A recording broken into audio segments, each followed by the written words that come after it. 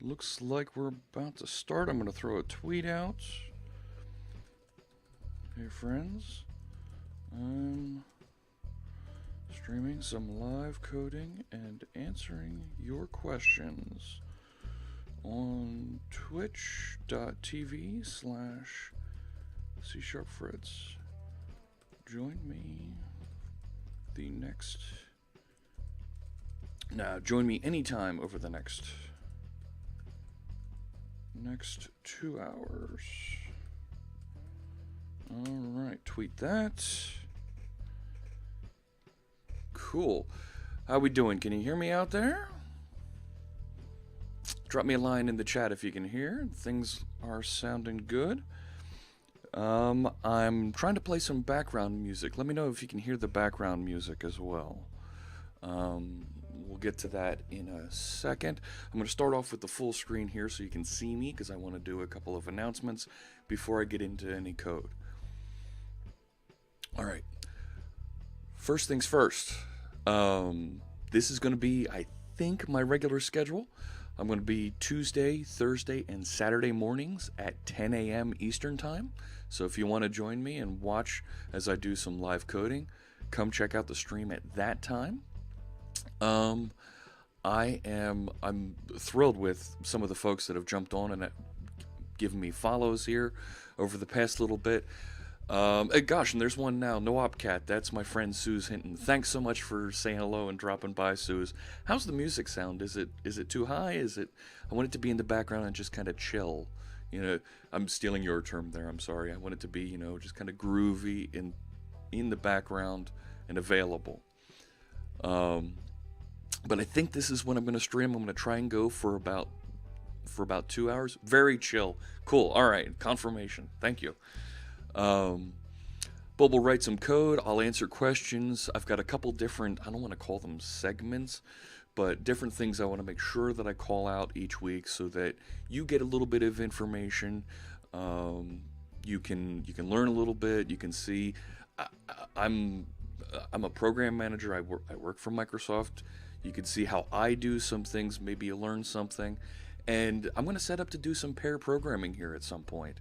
I've got a number of friends that I've asked to join me, and in the weeks ahead, as we see how this develops, they're going to join me, and you'll see them pop up here on the right side. So, a couple of thanks I want to put out there first before I get started, and I'm going to flip over here because I want to show. First off, I want to thank my friend Carl Franklin. He gave me permission to use his music to code by. Very groovy music in the background here. I'm going to use that as some of my background music. This track is called Indigo. It's available for just a couple bucks from his website. This is mtcb.pwop.com. Carl's written some amazing songs, 13 tracks you can get for 40 bucks if you're interested and you like the music that I'm going to be playing in the background here.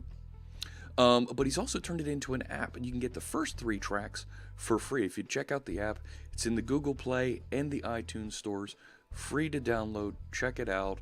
Thank you, Carl, for giving me permission to use the music here in the background.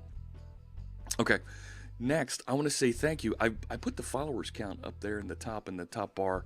43 followers. That's an increase of, I think, almost 19. Almost double from the 2 test streams that I ran last week during the holiday week. Thank you so much, all the followers, for jumping on there. And there should be a viewer count in the top right that's refreshing here.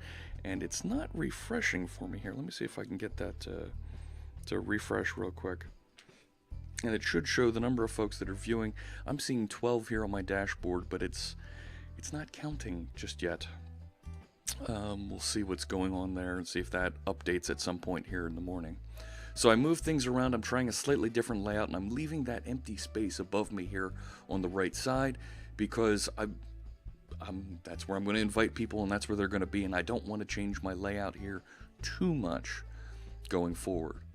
So big thanks, new followers. You're going to see their names pop up here on the right side, and if I get any new followers during the stream, we've got the little gizmos that'll appear down at the bottom over here on the side, that side, when we have new folks join us here. A couple questions from Emmanuel Bartolozzi. Thanks for joining us, Emmanuel. I use Trip Hop. There we go, Syropian. Thank you for following. But Emmanuel's question, I use Trip Hop when programming. What is Trip Hop? Trip Hop.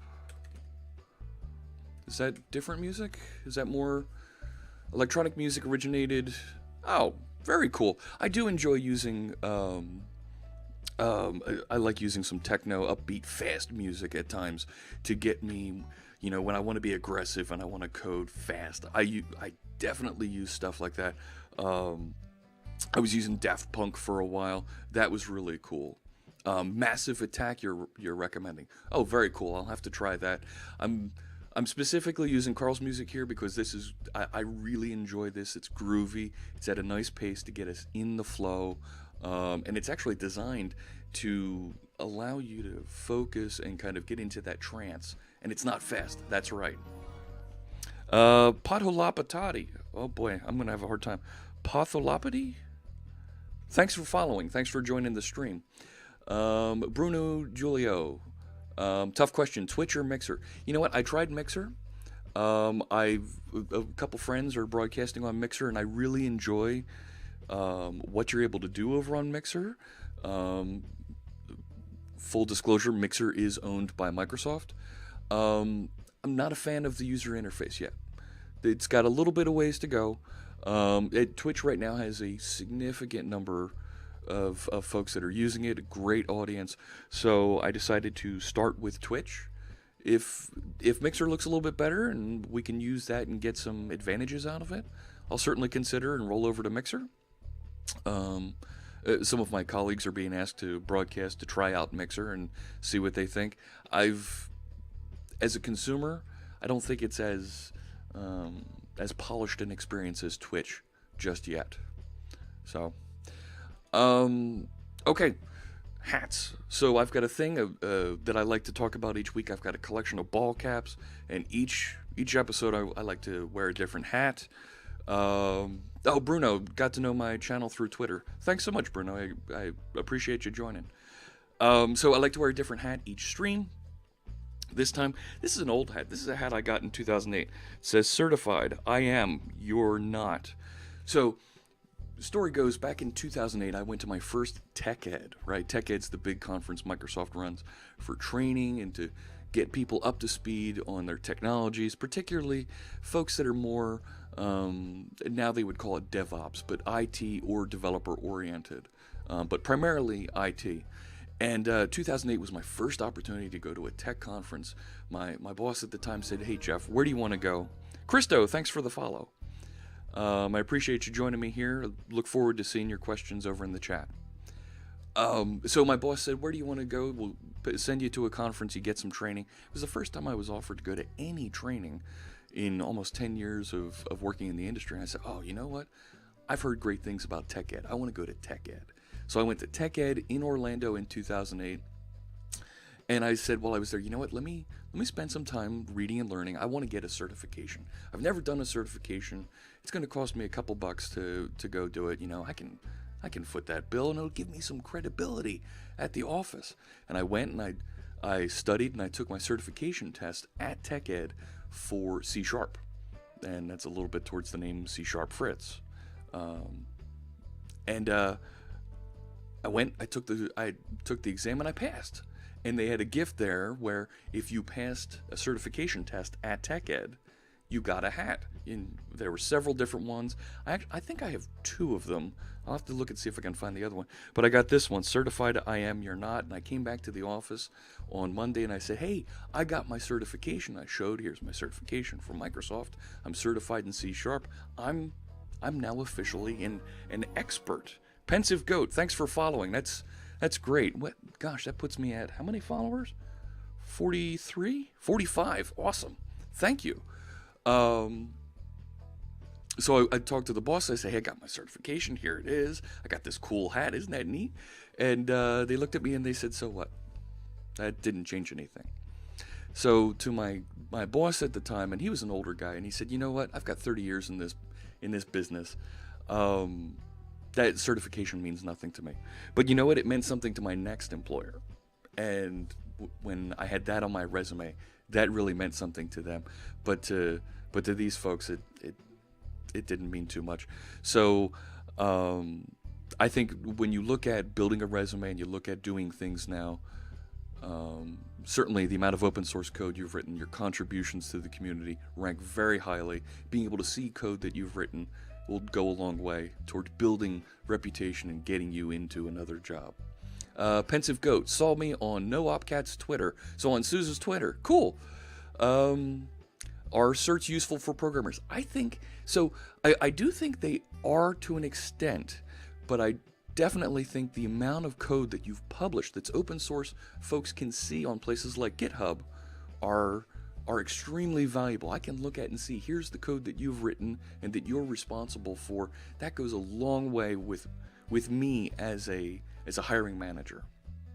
So, all right, and Suze is hanging out. So, I've got some coffee here in my .NET Rocks mug. What do you say we get started and start writing some code? All right, this is my configuration builders project. Now, for those of you who aren't using .NET, for those of you who aren't familiar with this project, .NET Framework 4.7.1 was released with the Windows Creators Update, the Windows Fall Creators Update, and that came out in October. Now, if you installed the dev pack that goes with that, let me make sure I show you where that is. If I go to dot.net, I get the .NET webpage, and if you come down here and you grab, I believe it's under, it's hiding on me here. If I grab the desktop one, it'll show me UWP, Xamarin, WPF, but this is the stuff for .NET Framework.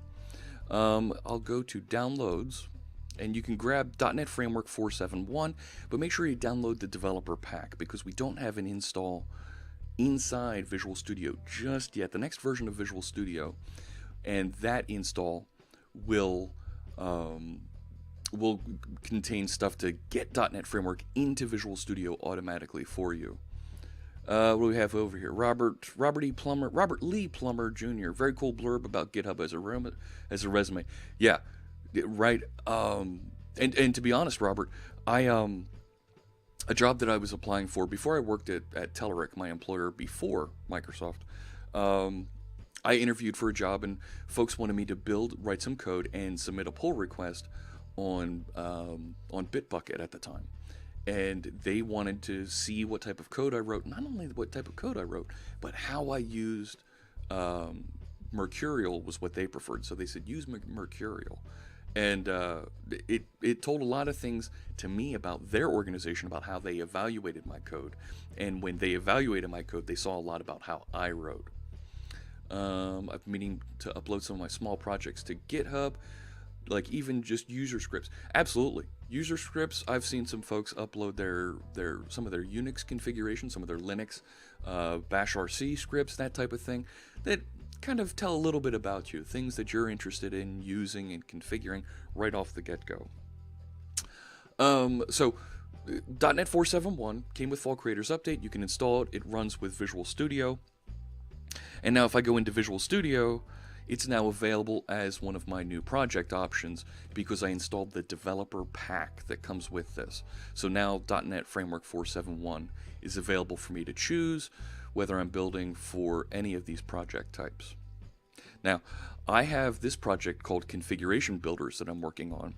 Now, configuration are an option and something that you can use in order to configure your application without using that messy XML file, the config file format that's been in .NET for literally more than a decade. Okay, this came with .NET 4, came with .NET Framework 1.0, and those configuration files, let me show you what my sample looks like here.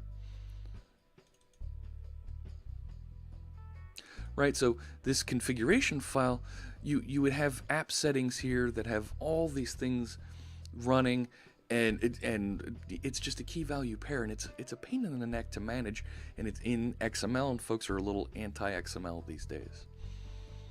What version of Visual Studio is this? I'm running Visual Studio 2017.4. I am not running, so this is, technically we call this 15.4. Visual Studio 2017 is version 15 of Visual Studio. You may hear some of us at Microsoft call this Dev 15 because the code name for the Visual Studio product is Dev. So you hear us refer to this as Dev 15, and we'll refer to this release version as Dev 15.4. There is a preview version that you can get access to that is 15.5 that has a number of optimizations that my friends in the Visual Studio and .NET project teams are working on that make loading your projects significantly faster. Dev Schmev. Ah, come on, Robert. They do a great job over there. They put a lot of work into this product, and they should be very proud of it. It's a great developer tool. And it's free if you want to download the community version from visualstudio.com. There are some limits around there for using it for your business. So the configuration builders, let me get back to that, allow you to use other third-party configuration sources to load application configuration. So instead of using app settings here and specifying things that say add key equals stuff and value equals some value and have to manage inside this, that's kind of a pain in the neck. Okay? You weren't trying to troll. I know. I get it. I'm still going to answer you there. So that's kind of a pain in the neck to have to manage this XML. And think about what happens when you get into something like a container story and you want to inject application settings. Or, right, we also have the ability to specify connection strings as a standard feature in our .NET configuration files. This is a pain in the neck if I'm in a container and I want to inject those values because I'm orchestrating. If I'm orchestrating my containers and this is burned into my Docker image, I'm going to have a problem, loading and injecting those values. So we actually have an environment variable configuration builder that you can load that will take environment variables and swap out appropriately the app settings or connection strings that you specify in your project. Now, one of the things that I had heard about was from somebody who was commenting on the MSDN blog where we announced this was, I like to use ini files. I've been managing ini files for years and years and years. It was kind of an older person from the tone of their comment, and that's great, but we didn't have an ini file configuration builder. So inside this package, I do have the ability for you to load ini files, and I've written a bunch of unit tests to exercise those. So now that I've introduced, here's where we are, and I have ini files. The next one that I want to build here is, we've got ini files on one side. Here's things that people like to build with for the past how many years and configure their applications.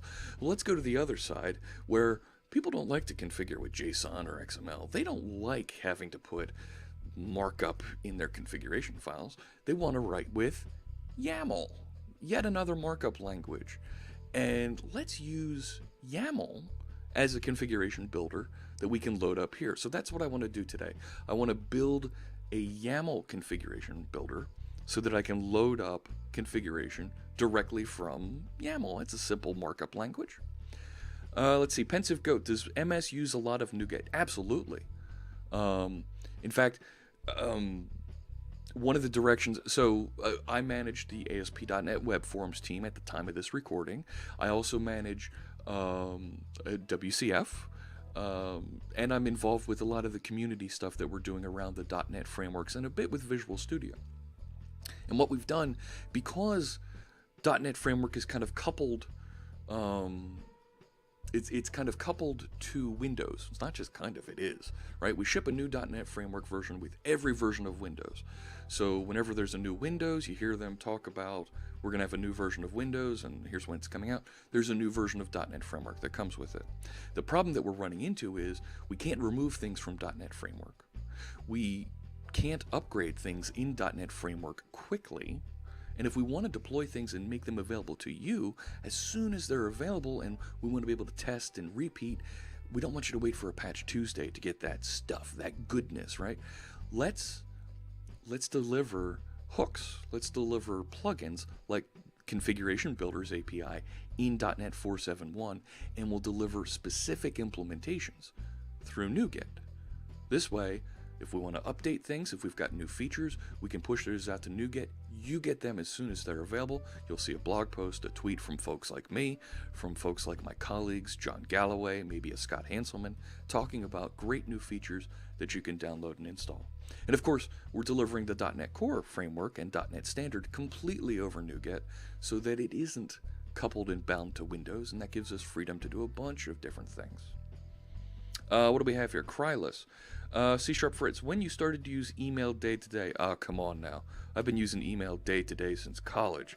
I'm going to show my age here. I've been doing that since the 90s. Pensive Goat. To be honest, it's hard to keep up with all the different versions of .NET the last few years. You know what? That's a great point, Pensive Goat. I can't believe I just answered someone, Pensive Goat. That's a great point. So here's the thing. You don't have to keep up with all the little minor versions. Okay? We're actually going to make patch versions available when you need them, because if there's a security patch or something, we will push a patch Tuesday down. And we do manage 10 years of support for you, okay? So we're still supporting things like .NET 4, I think 4.5.2 is the last version we're supporting. You can see on the .NET Framework support page. But you don't have to update to the latest version as soon as it's available. And because we don't remove things from .NET Framework, they should be pretty backwards compatible. Should be. There are some things that we try to mark, and we'll put switches in config file that require you to, you can put in app settings that, in order to force different behaviors on your application. To do micro.NET services, Core and such. So Core is going to be moving very, very quickly. They're looking to release every 6 months on Core, which is about the same pace as Windows right now, because we have spring and fall releases of Windows like we saw here in 2017. And I think what you're going to see about Core is you're going to be able to snap to major versions. Those are going to be your long-term support. And then you're going to have those minor versions that you can use if you want to stay on the bleeding edge. And of course, if you really want to be bleeding edge and you want to help contribute, you can download nightly builds as well. So, Bruno, that's a great point. Unless you need portability between platforms, Linux, Windows, Mac, you can stick with .NET Framework and you're going to get great support. We're continuing to innovate, continuing to push that. And we're doing some neat things, I think. Core is going to continue to evolve. .NET Framework will evolve. And of course, if you need mobile, you're going to see great stuff coming from Xamarin. I think we just heard some neat stuff from Miguel and his team just in the past month. So, very cool stuff. Let's write some code. All right. So, this is my integration, my sample project that shows how to use those INI configuration builders. I've got a unit test project here so I can test my INI configuration builders, and I'm on my master branch. I'm going to change branches here and go to my feature YAML branch. So let's see that reload here. There we go. So I have a test fixture base defined here that will allow me to load YAML files from disk that are actually embedded inside my unit test project. So I've done that with my ini files here. If you take a look, so here's my ini file, and let me resize this a little bit so you can see. The ini file that I want to test with here is an embedded resource. So I have this base fixture that will extract that ini file, write it to disk, and put it in a location that my unit tests can find and work with. Now I'm seeing I'm getting some red lines here. It's not happy with me. What did I do now? Typer namespace base fixture could not be found. Where did my base fixture go? It's right here. Abstract class base fixture. So what is base ini fixture upset about? Why can't you find that? Am I missing a using statement? Nope. What's it upset about? Using test. Nope, doesn't like that. Huh. That's strange. Because this was building in my last video here. So I'm a little confused why this, it's not base any fixture. That doesn't make sense. So yeah, look at that. So base fixture is up here in namespace test. It's a public abstract class. Base fixture. And it doesn't like that. That's weird. What the heck happened there? Let me rebuild and see if it works a little bit better. I'm wondering if when I did that extract using git, yeah, there you go, build succeeded. I don't know what that turkey's all upset about there. If I look at my test explorer, let's run. Make sure that all my tests run properly. So for this project, I named all of my unit test project test. Makes things a little bit easier to get through and read. Here we go, build succeeded, and where's my test? I don't see tests running. Huh. It's not in this. It's not in this. Should be over here. You know what? I'm going to clean my solution here. That just doesn't feel right. There we go. That's better. Rebuild solution. Okay. Rebuild all succeeded. Good. And it's not discovering my unit test, it doesn't look like. D. Carmich, now following. Thank you. I appreciate you joining us. I look forward to hearing your questions over in the chat window. So it's not discovering and running my tests here. Let me turn on my live unit testing. I love live unit testing. It makes it real easy for me to get feedback that everything's working properly. Now see, that says I've got green checks across the board. I'm going to believe that one. All right, let me get into my YAML at this point. So I have, there we go. Everything's green. My test explorer. Oh, good. Everything's showing up. All right. So I want to write some YAML files. Yes, Pensive. That's what I did. Pensive Goat. Did I rebuild the test project? That's exactly what I did. I did it clean and rebuilt, and everything came up working. So I want to build a YAML file here that I can load and parse through and start testing against. Now, for YAML, I actually added the YAML.net package to my main configuration builders project where my library lives. And you see I have a pre-release, the pre-0454 project version. Woot woot, you know what? I think on Thursday I'm going to get into my Epic Build Music Visual Studio extension. Maybe we'll take a look at it a little bit later today, but I've got a Visual Studio extension. I want to have good things, music, fireworks go off when a build completes successfully. That's fun. I want Visual Studio to be more fun. We'll take a look at that. So for this project, I want to get YAML in here. You saw I included that that YAML library. I'm going to need to include it here in my unit test project also, so that I've got the same ability to work with YAML over here and manage it, that kind of thing. So let me make sure I have the same version. Let me go back over here. I'm going to grab, this is this version. So, oh, you know what I can do? Let me show you a neat trick. I'm going to go do manage NuGet packages for solution. Build status in Confetti. I love it, absolutely. As a stream overlay. So a stream overlay is good for me when I'm streaming. I want everybody to be able to do it, not just me. That'd be really cool if everybody could do this. I'm going to turn off this licensing bit down here. So check this out. I'm managing packages for the entire solution. I'm going to choose YAML.net, and I want to include that in my test project. I can just check that here, and it will add that same version into my test project. Done. So that's pretty easy to do here with the NuGet user interface. I happen to know the guy that was the NuGet program manager when that was written. Oh yeah, that was me. So the team that built that is a real cool team, great friends. I'm appreciative of their work that they built while we were working together. Okay, so I have a base YAML fixture. This is going to specify, here's the folder I'm going to pull my YAML files out of that I'm going to work with. And I'm going to write a simple fixture.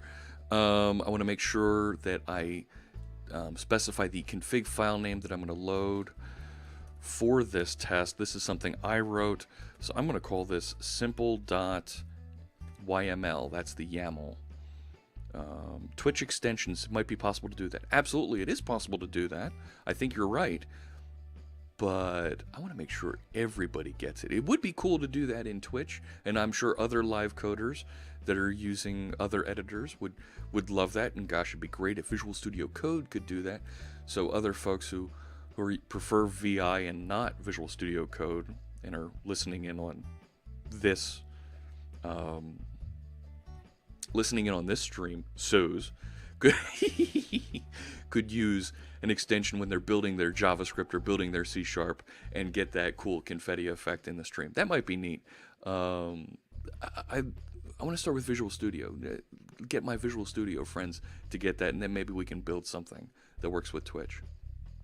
So I want to write a simple YAML file here that is going to contain just name value pairs that I want to try and load in to make sure that they get parsed and build my project and are referenced appropriately by my project. So let's add a new item and let's add a YAML file to my project. So it's not really a C# item, but I think it'll still appear in here if I look for, do I have a YAML template? I don't have a YAML template. You know what, let's see if somebody has a YAML template that I can load here. Oops, get tools and features. No, that's not where I want to be. No. Yes, I'm going to cancel that. I want extensions and updates. That's it. Yeah. You could work together, create a stream overlay and VS extension. You're right. We could. All right, let me see. I want to go to online and let's look for YAML. See if I can get some, and there's nothing here. Oh, maybe I've already got something installed, but I don't have a template for it. So let me just grab a text file. Yep. And let's call this simple YML. There we go. So YAML files are strictly name value pairs. I think they're just separated by colons, I think is the standard format. I'm so used to seeing them for my Docker Compose files. So let's just put together a simple file here. Setting 1, right, and value 1, setting 2, value 2, right, that's a YAML file, right? Is that syntax right? I think so. Carton Perkle, thanks for joining us. I look forward to hearing your comments, your questions over in the chat window. I appreciate you joining me here. Look at that, 48 followers. Wow. Very cool. Thank you, everybody, for following and joining in. So I think that's the format that I want. I'm going to save that file. And what I want to do in my first is, let's just create a initial test. No. Test. And I'm using, come on now, I'm using NUnit as my test extension, as my unit test extension, because I'm a long-time NUnit fan. It's kind of what works for me. I know other folks like XUnit, but I'm going to use NUnit. NUnit is a member of the .NET Foundation, so folks folks who like NUnit know they're going to get support and help through those folks. Organicet? Organic? Gosh, I don't know how to pronounce that. Thanks for joining us. I appreciate the follow. What about GUnit? GUnit? I'm not familiar with GUnit. Yangley, no opcat sent me here. Thanks for coming over. I appreciate it. Thanks, Suze, for sending folks my way. This is cool. All right, so I'm going to go public void should read settings from file, and I'm just going to test to make sure that those settings are loaded. From file. And I'm going to do a control period up here, and Visual Studio will do my completion. GUnit is a wrap group. Oh, you got me. NUnit rules. Yeah, I think so too. I have some good friends that work on XUnit, and they encourage me to go that way. I prefer XUnit when I'm writing .NET Core stuff, but .NET Framework, I'm an NUnit person. It's kind of weird that I like both, but they both plug into Visual Studio and Visual Studio Code and work great. No problem, just do TDD no matter what you call it. I agree. TDD is a great thing. I look at it as my insurance policy. Clareni? Is that how you pronounce it? Ciareni. Thanks for following. I appreciate the follow. So gosh, that's got to put me up close. That's got to put me near 50. Did we break 50 followers? It says 48 up there. I don't think my number is updated on the counter yet. Just had to share some love for NUnit too. Cool. Alright, so should read settings from file. So I'm going to set up my 3A pattern, right? Whenever I write a unit test, I do the 3A's. I do arrange, act, and then assert. So arrange, I want to set up a collection of app settings that I'm going to load into. So let's create a new app settings section. So this is what we're going to analyze. We're going to make sure that this gets loaded when we build and run our YAML configuration builder here. Robert Lee Plummer. Oh, Robert, you weren't following until just now. Thanks for clicking the button and giving me the follow. I appreciate it. Okay, so I want to create a new app settings section, and let me take a look at my simple one that I wrote for the ini file over here. I'm actually going to steal some of this. So I'm not going to add any values here, but I need a name value collection for actually initializing that configuration builder. So let me steal this code and copy it over. So the way that the configuration manager inside your .NET Framework project works is it looks at the name value collection of configuration builders that you have, and we're going to start to load up we're going to start to use that to analyze and figure out, well, which configuration builders are we going to use to load settings into my project file? I am over 50, you think. Oh, cool, check digits, thank you. 52. Now, why isn't my little doodad up there updating? Chad Queen is now following. Thanks, Chad. I appreciate the follow. The var string is with me. Love the var. Love the var, right? And there's actually settings in Visual Studio that you can use to enforce that, right? That's an editor config capability.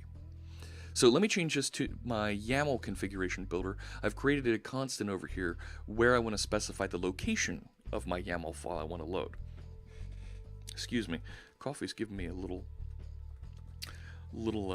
gas here this morning. My apologies. So I'm going to reference YAML configuration builder and generate my using statement for that. And now I need to specify where's that file location that I'm actually going to point to on disk. And I believe there it is, config file location. I'm going to get rid of the base there. That's not needed. And Visual Studio turns it gray saying, you can simplify. That's better. I'm not using any configuration builder. I am using a YAML configuration builder. So I'm going to initialize that. Test is the name of my section. I'm getting love for the var statements. Very cool. Check out, see, I've got the hyphens over here.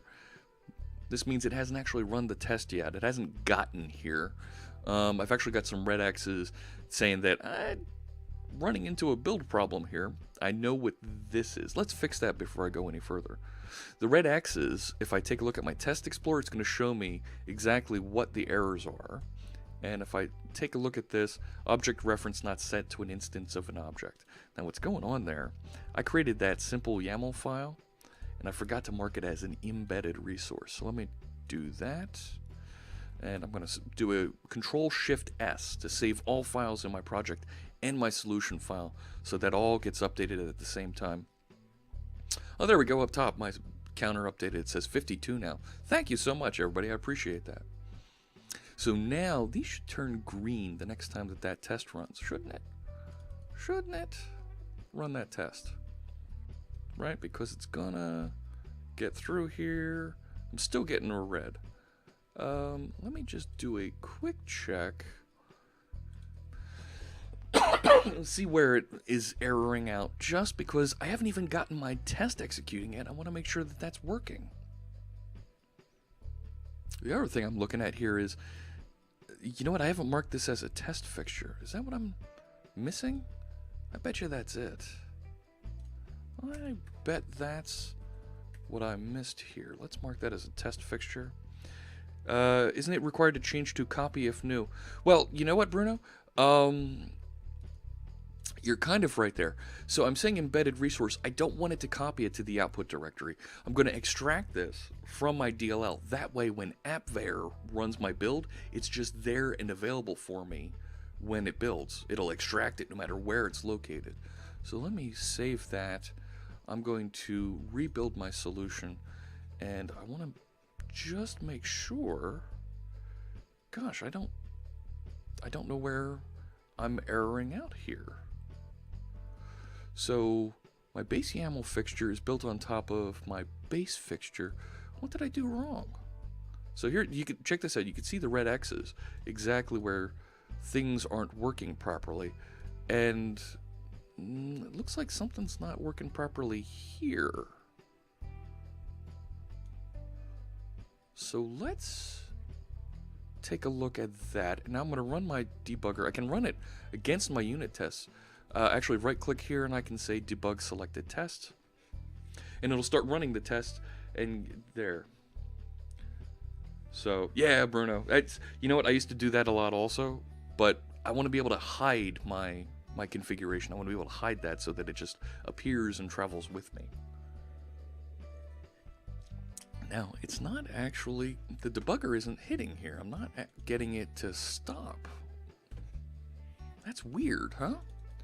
Let me do that again. Right-click and debug. No tests to run. No tests to run.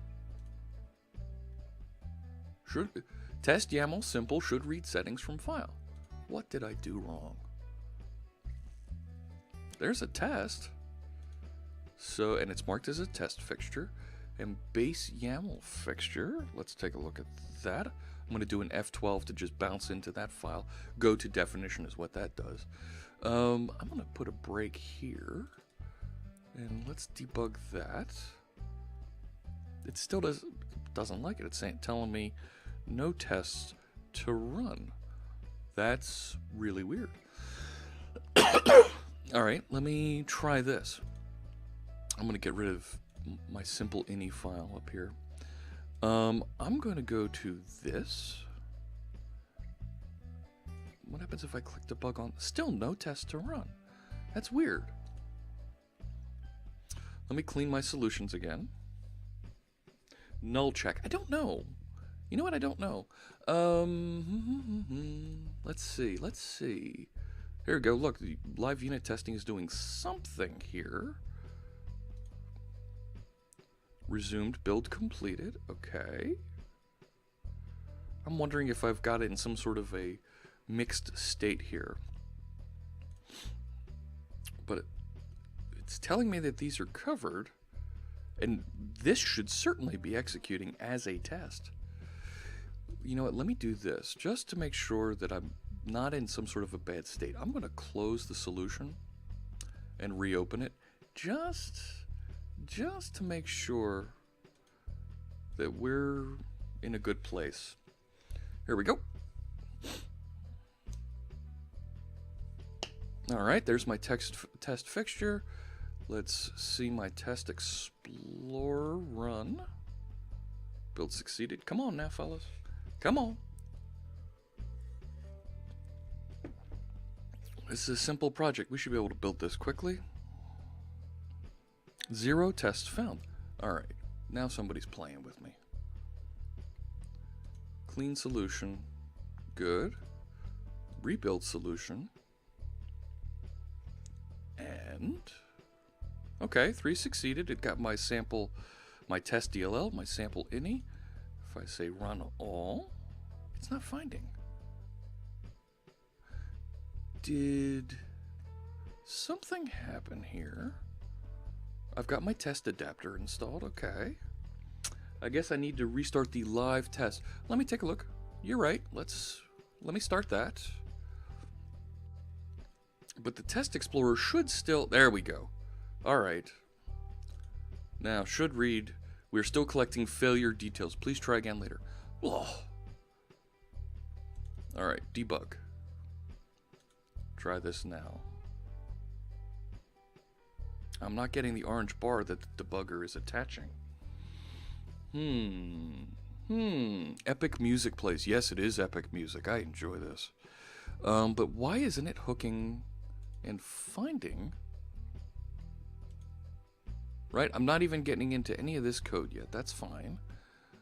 My base YAML fixture, I've got a breakpoint there. Let me look at base fixture. So my one-time setup, it should stop in here if I'm debugging.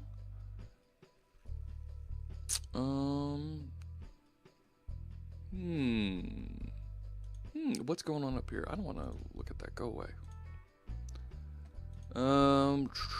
Where are we hanging here? Let me try this again. Well, you know what? It's not even executing that. It's because it's erroring out somewhere higher up.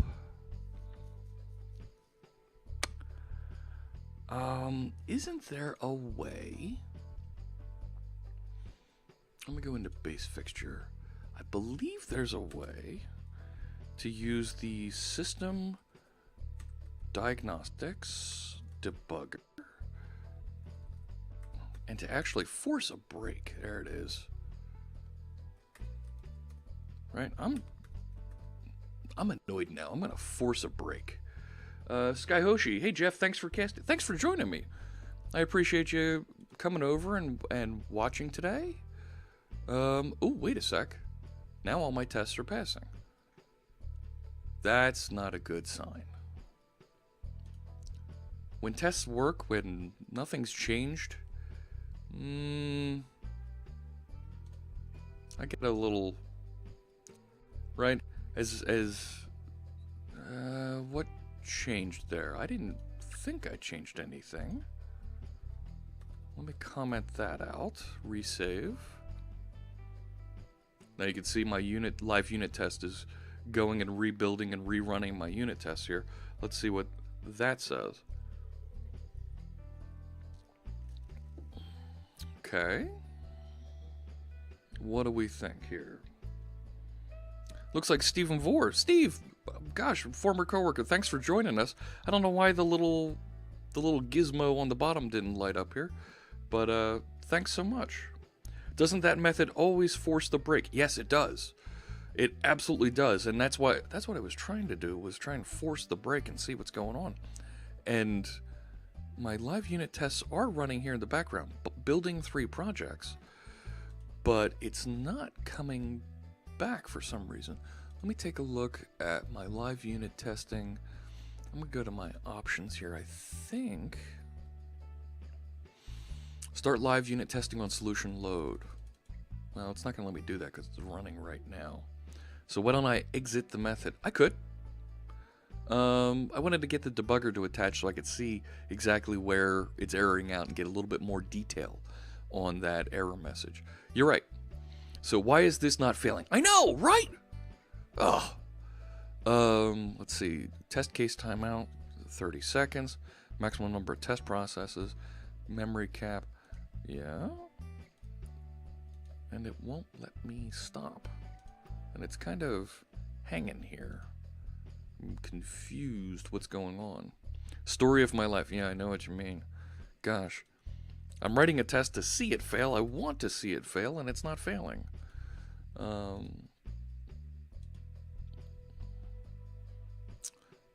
don't want to analyze code coverage. Let's run these the old school way. No test is available. See that? Ooh.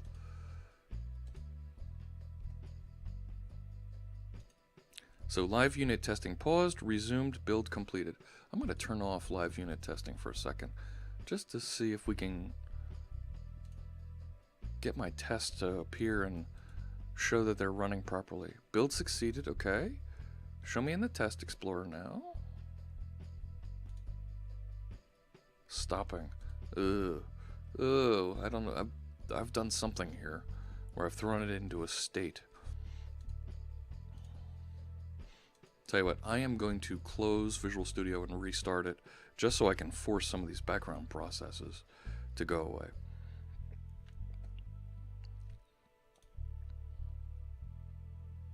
Here we go. So here comes Visual Studio again. Look at that, 54 followers, 21 of you joining me. I really appreciate you guys joining me here. I like to think of the stream as pair program on the internet. So let me resize that. Now let me open my project. Confused background process. Agreed. Now, this isn't, so on this machine, I actually don't have any preview builds. On my normal, my work machine, if you will, I do have preview builds installed, internal preview builds, all kinds of things that I expect to break. Oh, look at that, unexpected error detected. Surprise! Excuse me. Also pray that the MS build actually ends when you close Visual Studio. That's a great point. Sometimes that background build process doesn't quite close. Oh, look, and I have Docker still running in the background. Let me kill that, because I'm not doing any Docker development today. There's my Lenovo services, and I don't see MS build sitting here in the background process. Cool. All right. All right. Yeah, look at all that other stuff that it's running. But we're in good shape. Looks like it's running properly now. Let me run tests. Build started, ready, build succeeded, and no tests in my window. Are you kidding me?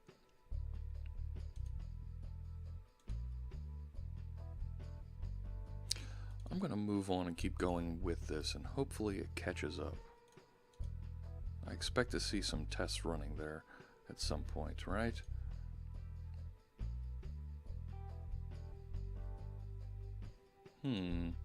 Alright, so I'm going to initialize. Let me keep writing this test and I'll come back and take a look at that in a minute. I've got some things here. Naming rule violation coming up. That's fine. I don't care about that right now. So I've arranged my test. I've created an app settings section that I want to load these two settings I wrote in my YAML file. I want to load those settings into my app settings section. So I'm initializing my YAML configuration builder. Now let me actually act. Let me actually do what the configuration builder is going to do when I load and run it in a normal application. Is there a way to disable the live test extension? It might be interfering. I've actually got it. I've got it shut off right now. I could turn it up to start live viewing. Let me do this. Delete persisted data. Yup. So let me continue my test here. So I want to actually run the test, run the actual process, right, of processing my configuration. Now, you can't see it in this key value config builder that I'm inheriting from, but it actually has a process section, process configuration section method. So I'm going to process my app settings section. So it should update that section, and then now in my assert, well, I declared two settings. I should have two app settings in my settings here. So let's say assert is, equals. I expect to have two settings, and I'm going to check on the settings. What is it? App settings. It's an app settings section, right? So settings has, yeah, that's weird. Settings.settings. I don't like the name of that.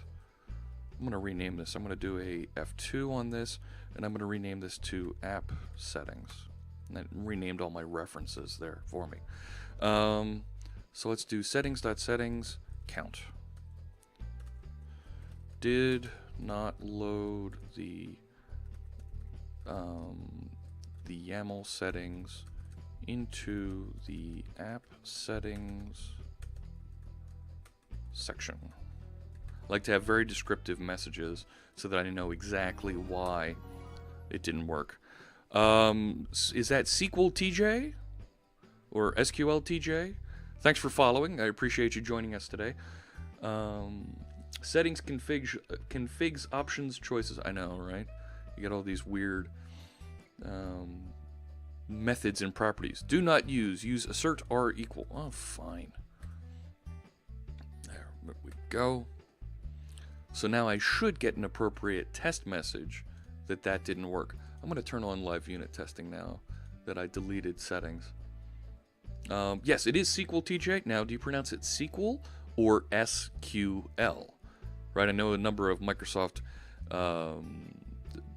SQL Server administrators, they like to call it, in my area, we like to call it SQL, not SQL. Oh, wow, look at this, Sky Hoshi, that's a long message. Let's follow along here. You reminded me, under some solution configuration, MS tests won't discover properly, even on compile, no tests are detected. You're right. This issue happens when I have a solution with a website. Not a web application. Yes, I know website, absolutely. You have this happen. There are other projects types that do the same thing, like our client project does that. I have to unload the projects to get the tests to be discovered properly. Any advice? Have you seen or heard of this? You know what? Let's do this. My friend Kendra Havens is the program manager for test features in Visual Studio. Drop me a line on Twitter, and we'll start a conversation with Kendra and see if we can get some isolation on your problem. Okay, so it is SQL TJ. See that? All right. Oh, here we go. GIF or JIFF. Okay, I like peanut butter. I'm an East Coast guy, and I know on the East Coast, it was like an East Coast, West Coast, Biggie, Tupac thing for how long? GIF or JIFF. I called it JIFF for the longest time when I was in high school, when I was in college. But I started calling it GIF when I got into the industry, because everybody calls it GIF. That's what you should use. So I'm torn, because I liked calling it JIFF, but I still call it GIF right now. SQL. Yeah, okay. Check digits. Oh, here we are. Now, all right. Is it my SQL or is it my SQL? I do call it MySQL. And I'm going to blame Oracle for that. How's that sound? Can I blame Oracle for MySQL? Can we just call it Maria now, right? Because that's the open source version. The full open source community-owned version of MySQL is MariaDB. So the creator calls it JIFF. He does, Pensive, you're right. The creator of the graphics interchange format, GIF, does call it JIFF because it's a hard G, JIFF. But it's graphics, it's a soft G. So I get why, and I know it's wrong. I'll call it GIF for right now. So look at this. So my unit tests are coming back. Let's get back to the code. And it is telling me that did not load the YAML settings into the app settings section. So I wrote a test, and the test fails properly because I didn't write any code to read YAML yet. My app settings count is not loading. I'm getting 0 settings because I'm not loading anything in there. I'm taking it when you said, Twinner, you wanted a DM. That's fine. You can send me a DM. You know what? My DMs aren't open. No, go ahead and send it public. And we'll get folks involved, and we'll take the conversation over to email or wherever is most appropriate to help you out with that question. So thanks so much for the question, Sky Hoshi. I appreciate it. I'm running out of coffee. That's not good. Okay, we're an hour in. I want to get this done. Let's see if we can get this done. So I'm going to go over to my Solution Explorer. I know I'm not. I know it's not loading those settings because I didn't write any code to load settings yet. Check it out. I've got a throw not implemented exception for get value and get all settings. And it's not actually even getting in and hitting this code because I've got minuses. So why am I not hitting this code? What about Spanish speakers and JPEG? Oh gosh. They say HPEG or HeyPEG. Yeah, okay. I believe it. And that's alright. I don't see a problem with that. Alright, so process configuration settings. It should it should use my YAML configuration builder to load that. So it has my config file location. Let me go back over to my simple test, because I'm confusing myself in my own, writing my own tests here and going back and forth. So I'm saying process configuration settings, and I'm passing in that app settings. Trolling the conversation. Hey everybody, that is, gosh, is that CTR? Thanks for joining us. I appreciate you chiming in here. So it should be loading that app settings section. So why I'm using YAML configuration builder, my system under test is a YAML configuration builder.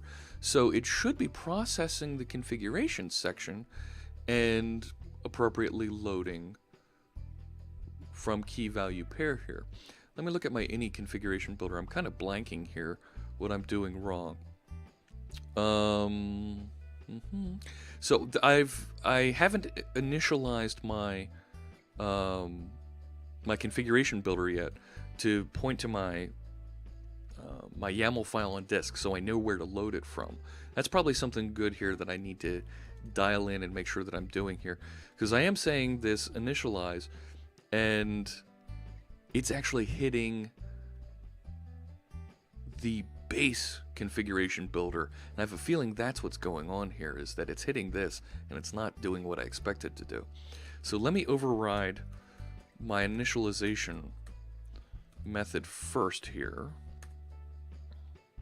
So I'm going to do that base initialize. That's fine. I need to figure out where my YAML file is on disk that I want to load.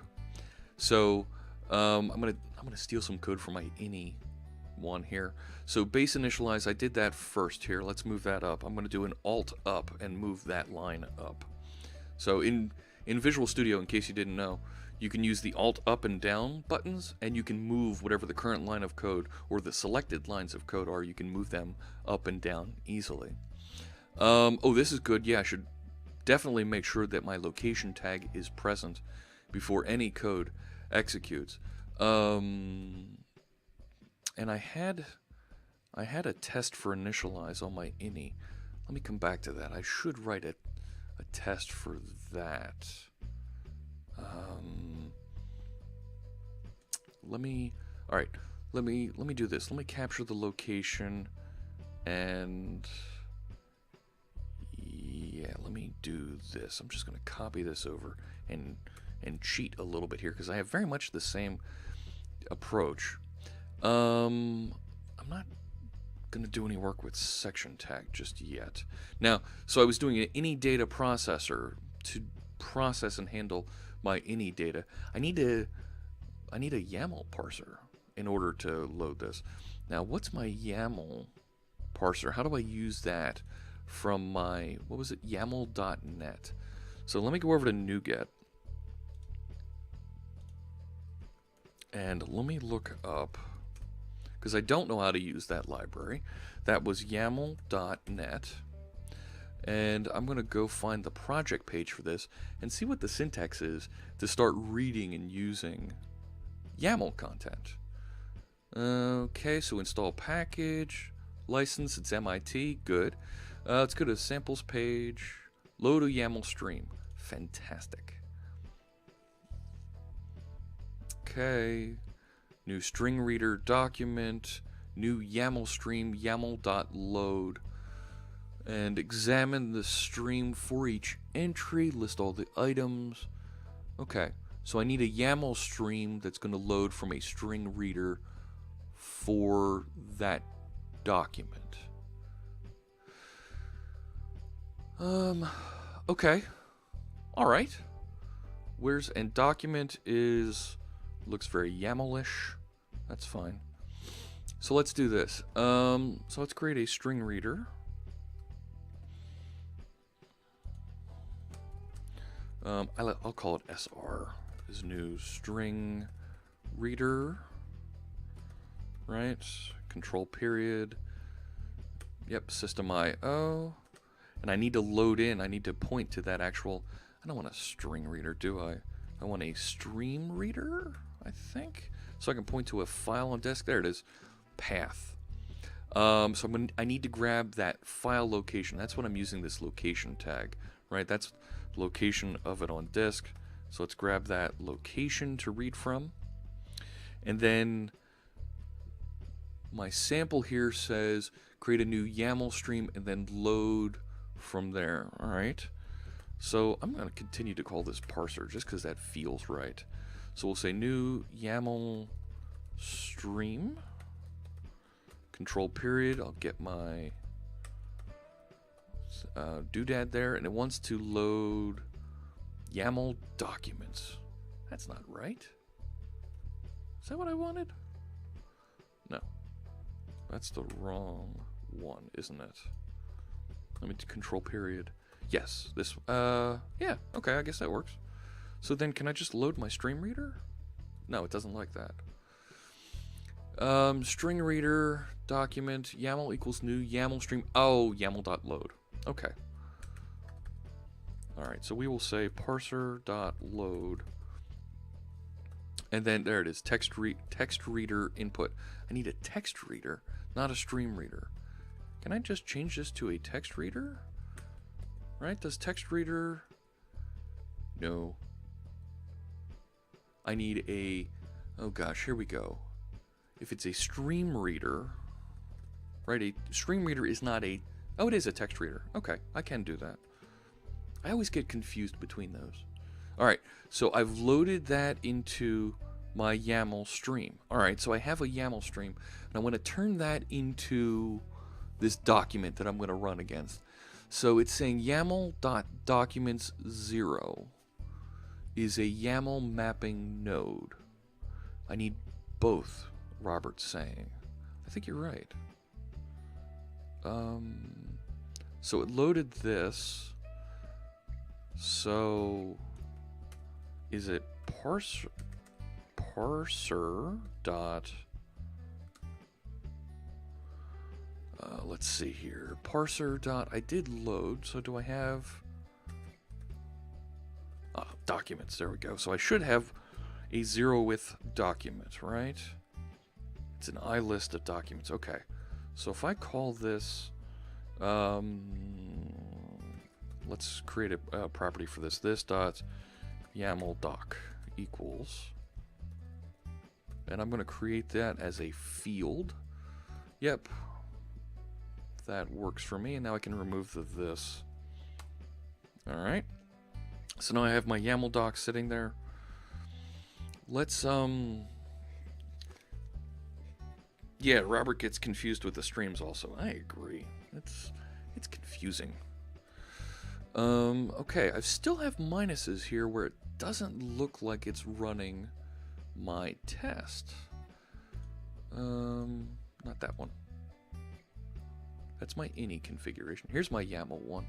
So it should be new YAML configuration. This should be calling my initialize on my YAML configuration builder. Okay. So it should be coming down into here when it runs my live unit test, but it doesn't look like it is.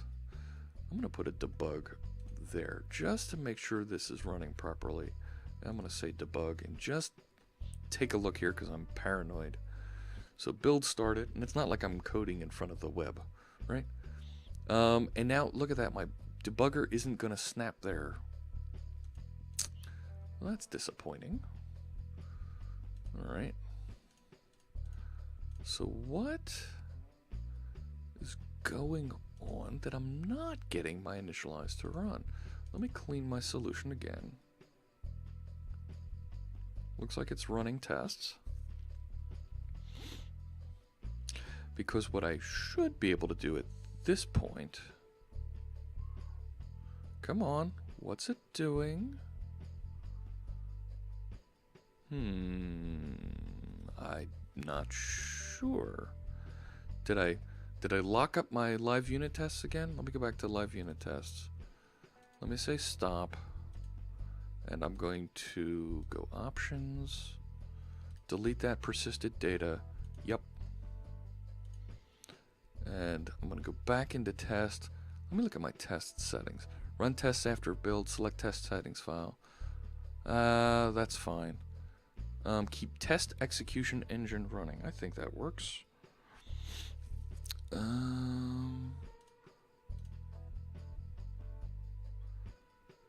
Okay, build. Here it comes, right? Shouldn't it be running my test now? Now, why does it say 0 found? Why didn't you find my test? But if I turn on live unit testing, it does find them.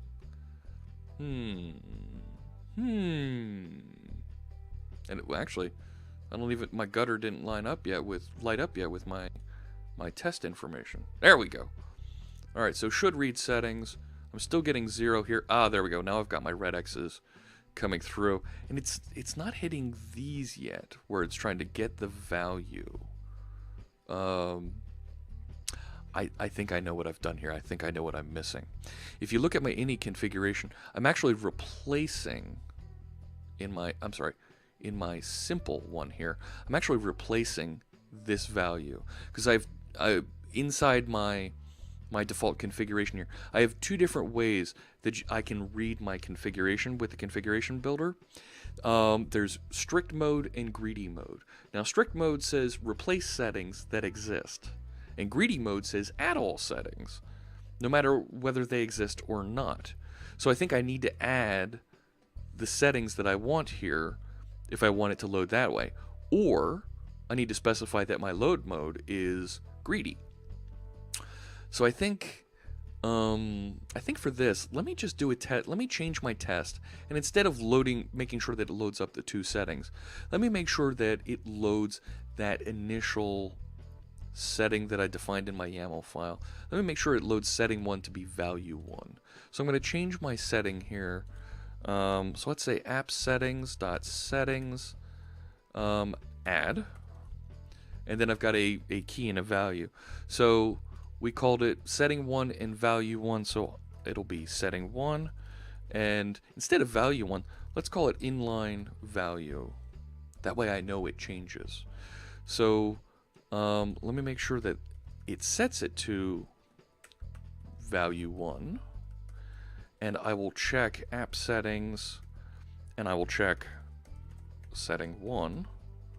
And let me change, oops, right, don't I need to put a dot value on that? Okay, and did not load the value 1 setting into, there we go, that's a little bit cleaner.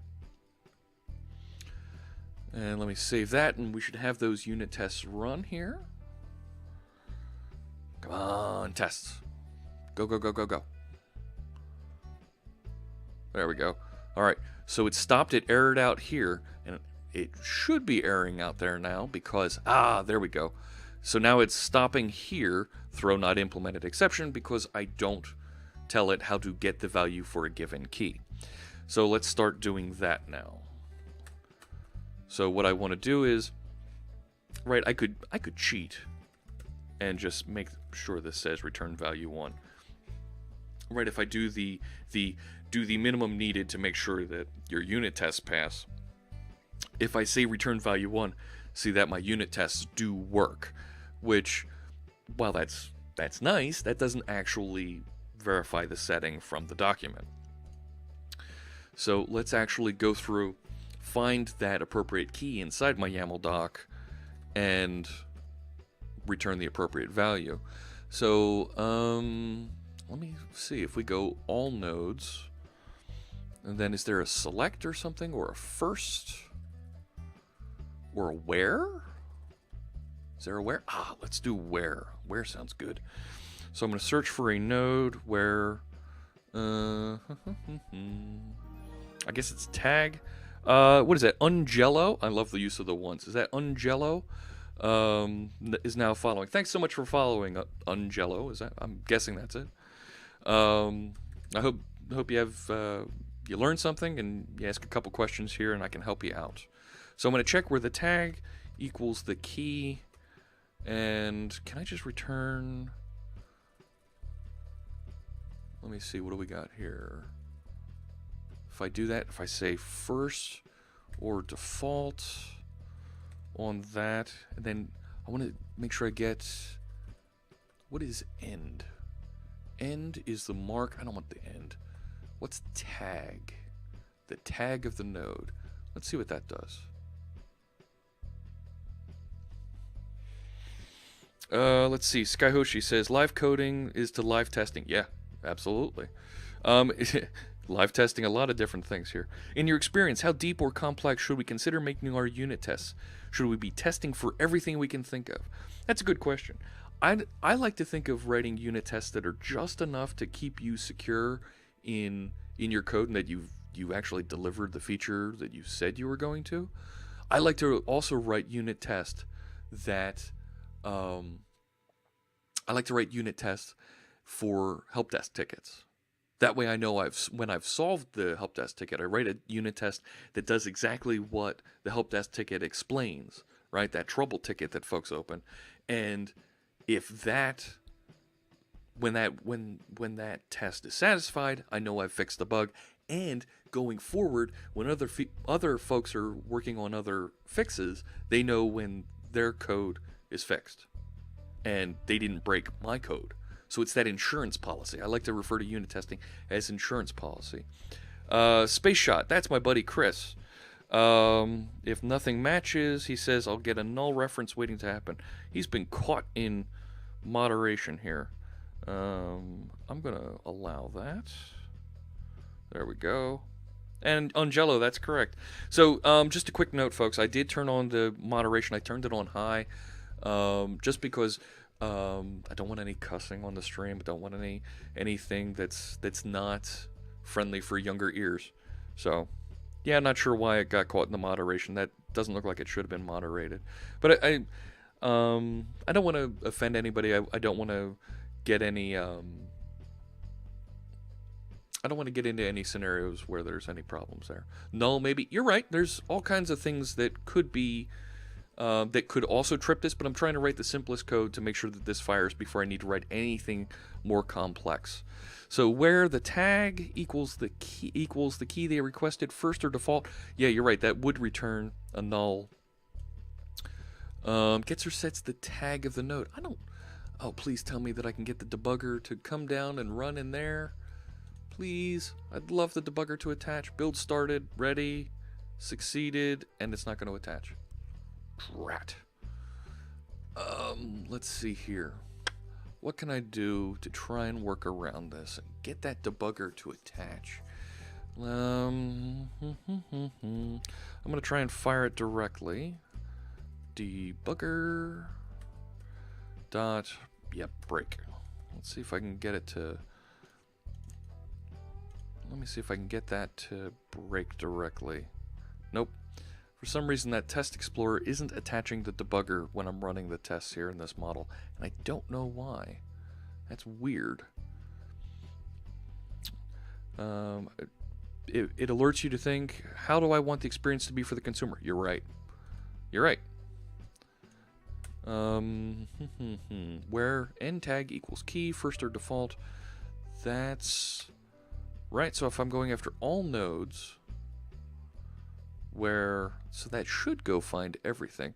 And then this is, right, you know what? Go to the docs. So mapping node is the root node for each entry in mapping children. Right line the value, list all the items, mapping.children.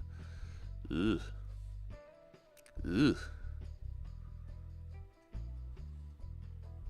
Okay. I just want to look at all the nodes. I want to look at all the top level nodes. So I wonder, doesn't that method just exit the method? It doesn't exit. Oops, let me go back to Visual Studio. It doesn't exit when I say debugger break. It actually should stop the debugger if the debugger is attached right there. And it's not attaching for some reason. I'm wondering if I should be saying YAML doc dot root node dot all nodes. And then I'm going to need to, on that specific one, get the first, and then is it the tag? Right, because I'm trying to use, it feels like link to YAML, to coin a phrase, I guess. And it doesn't look like that's going to work. Convert YAML to JSON. No, I don't want to do that. Serialize, deserialize multiple. Loading a YAML stream, validating during... Nah. Let me see here. See if there's a better sample here that I could use. I don't want to load multiple YAML documents. Convert an object to its YAML representation. Build custom formatters. Let me see about deserializing an object graph. This is the same one that I was looking at, isn't it? No, different. Good. Deserialize into an order object in this case. Okay. But I don't want to do that. I want it to be a pretty bland, pretty simple sample here that I want to load up. I think this is going to be my best sample here. So he's going document 0, root node is a mapping, a YAML mapping node. Let's take a look at that. Root node,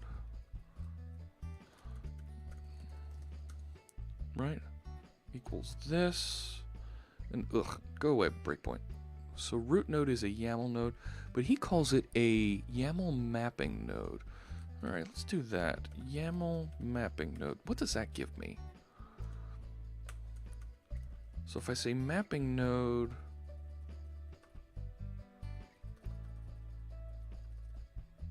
node type. Oh, I've got different node types. That's right. So can I say any?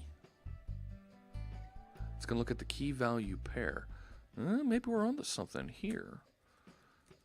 So can I say var matching node? I'm thinking ahead to what Chris was saying here. Can I say any, and I want to look at a node, and I want to say, okay, where key equals the key that was passed in, right? Why doesn't it like that? That's a YAML node again. So can I say tag? Right? So that gives me a any. I want a where. You're right, that returns a bool. You're right. So I think I want a where then, right? Because where will return a collection of those. So let me make sure I do a first or default so that I get something to come back, right? And then I'm going to jump right to what Chris was saying there. Let's say if matching node equals null, I'll return an empty string. Cannot be used between key value pair and null. Well, you know what? What was it? It's a key value pair YAML node. Key value pair YAML node.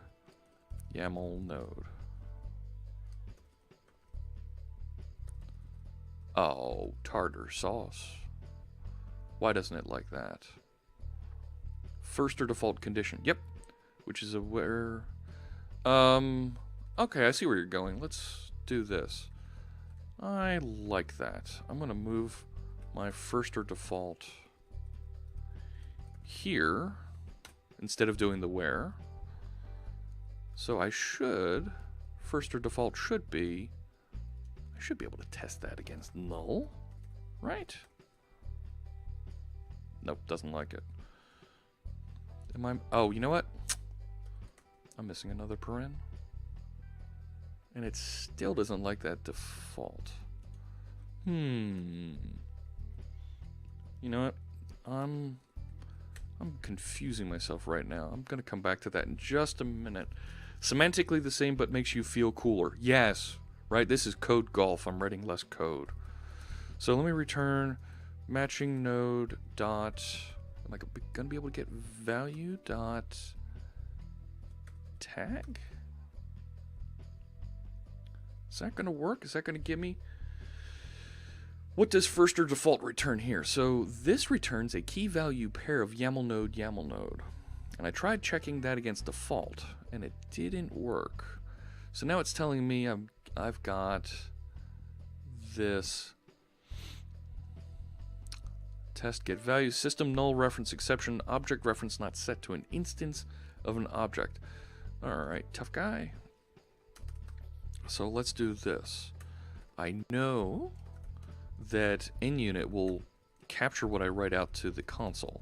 So let's cheat and let's write out to the console what matching node is, what matching node value is. Let's see if I can get that to pop up here in my messages. Okay, test failed, yeah. Output, haha. Message, error, and standard output. Didn't even write anything there. System configuration, configuration errors exception, error while processing config section, error in configuration builder, object not set to an instance of an object. Okay. So it got down to here. If I change this, let me just change that to setting 1 just to see what that is doing. Yink. Link to YAML. That's neat. Alright, so it is erroring out on that, but I should be able to see my output. Right? It's not showing me my console standard output here.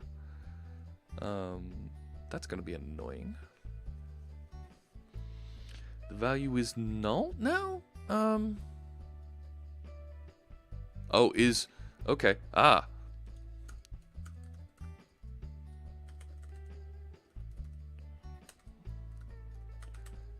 Is that null? Is that what you're suggesting, Skyhoshi? Let's take a look-see. Make sure that my tests run. Good. Test passed. I'm going to click the output. Aha! Ha-ha! Alright. Okay. So I'm at root node and I'm saying first or default. Well, I'm wondering what happens if I... Let's do this. What happens if I get rid of that? Instead of going to mapping node, let's just go YAML doc dot all nodes. First or default. Okay. What are my options here? Is it tag? Let's see what that does. So a matching node is a YAML node. Okay.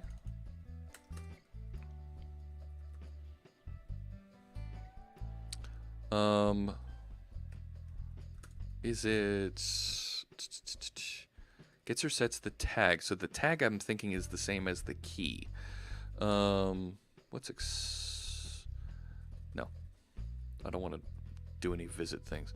Start gets the position and where the event originated. The node starts. Nah, I don't want that.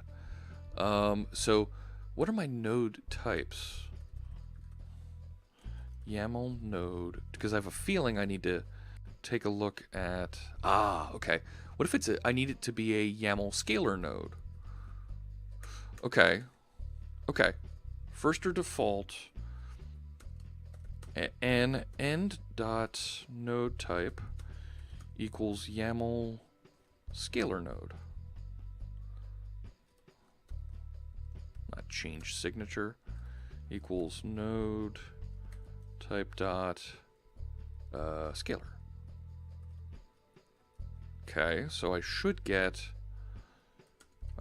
to, oops, as YAML scalar node. So it casts it to that appropriate type. So then I should be able to say, there's value, right? Come on. Okay. Wow, look at that. That's builder test, system test get value setting 1, null reference exception, object reference not set to instance of an object. Okay, so let's do this. Let me come back over here. Maybe that as didn't work, right? Is this a mapping? As YAML mapping node? Well, that doesn't have a value. What does it have?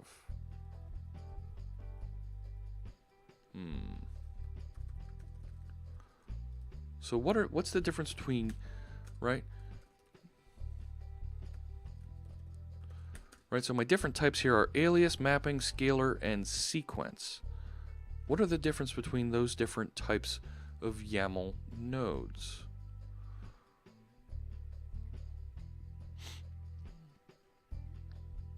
Right, so here's the different ways. So I want to match something that's like receipt there. Right, part number is a scalar node. Let's see. That sure looks like it should be a YAML scalar node.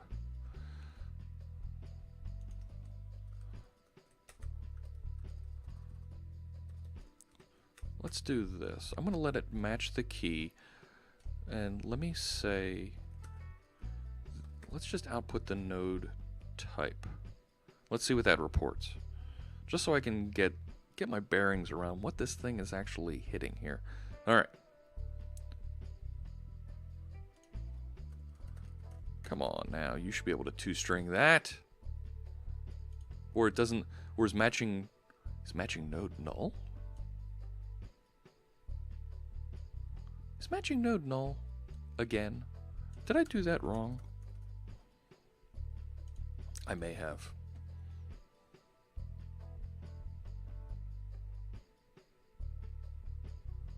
Yep, I did. Alright, so it's not all nodes. What do I need to go against here? Because those are my options. So if I say root node, all nodes. What happens if I do that? Does that work still? Okay, that works. What's in my output?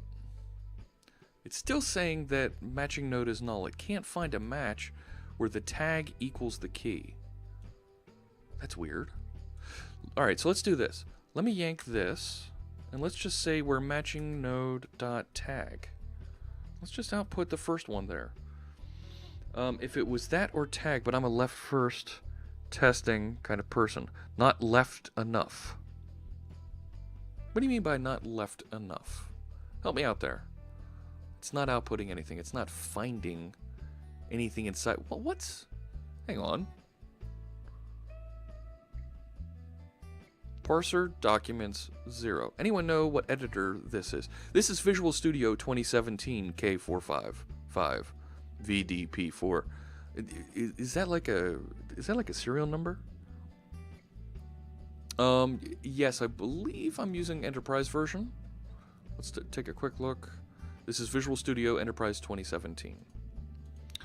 But I'm not quite sure. If I'm loading that YAML doc, I should have. Right? I loaded it from the parser. Did I... Is my YAML doc empty or something here? So I loaded it in.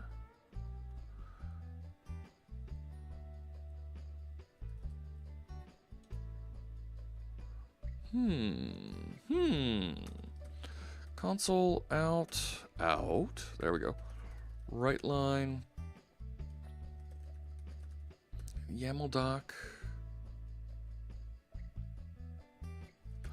Let's do allnodes.count.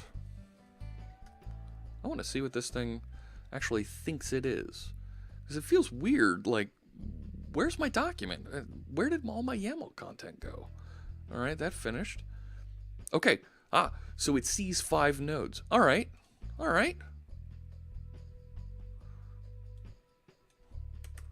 Okay, so there's something there at YAML doc all nodes. So if I say YAML doc, right? If I say YAML doc all nodes, I should be able to see what this is. Right, like you're having all this trouble, but did anything actually load? Yes, that's exactly what I'm doing, Chris. I'm checking. Did anything load here? And it's telling me there's nothing on the first node. Okay. Can I skip? Skip one. What's in the second node? Instead of starting your null checks from rightmost object first, start from left of it. Some first-year coders make that mistake. Oh, I see what you're saying. Sure. take one. I don't want to. All right, let's do single.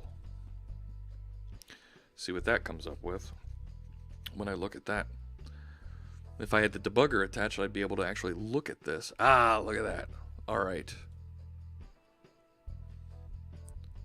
Okay. So it skipped the first node. And who you calling first year coder there, Sky Hoshi?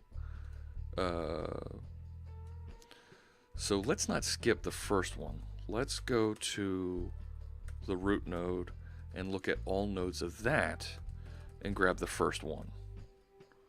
Let's see what that one comes back with. Hidden sarcasm. Ah, way to go there. Alright, so now it's telling me sequence contains more than one element. I know that. That's why I said single there. Root node, all nodes.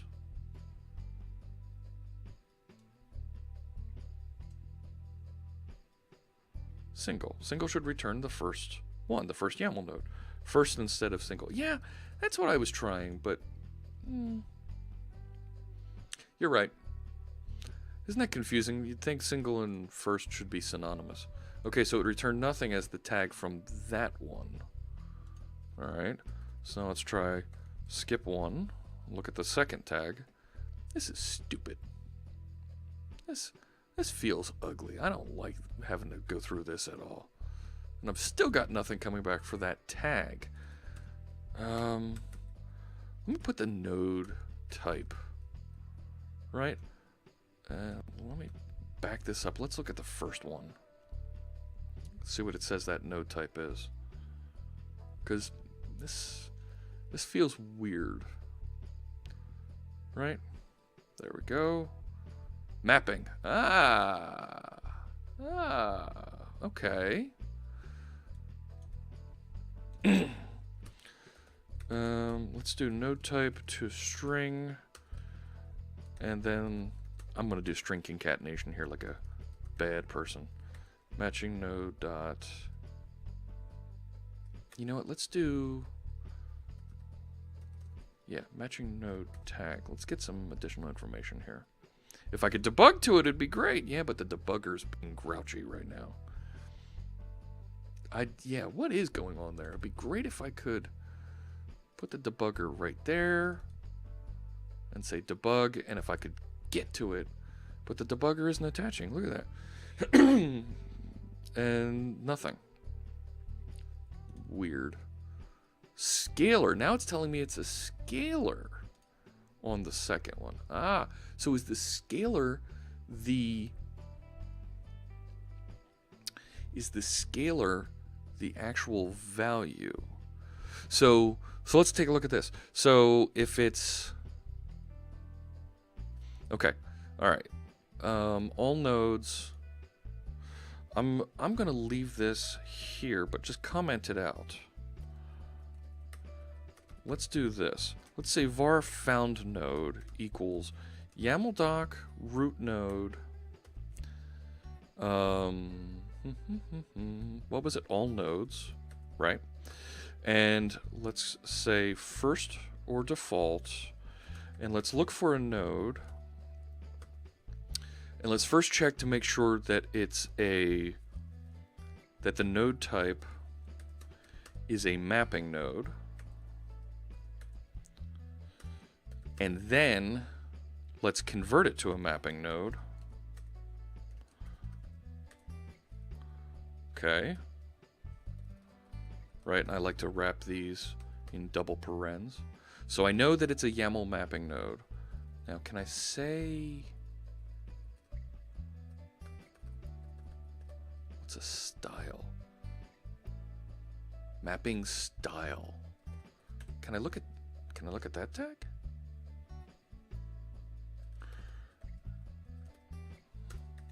Equals key. Can I get that? You know what? I'm going to leave matching node on here.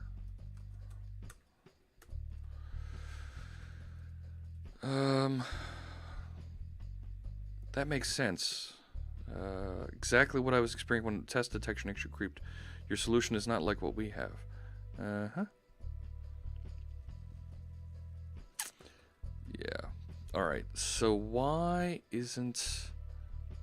Right, if I look at my output here, so I'm skipping 1 going to the first. Let me skip 0 and let's look at the first one, which is a mapping node. Right? Is it useful? Maybe combined with the anti-check? Yeah. Something's weird here. Okay, so it's a mapping, but I can't see what that tag is. Okay, so if this is a... I just had it. YAML mapping node.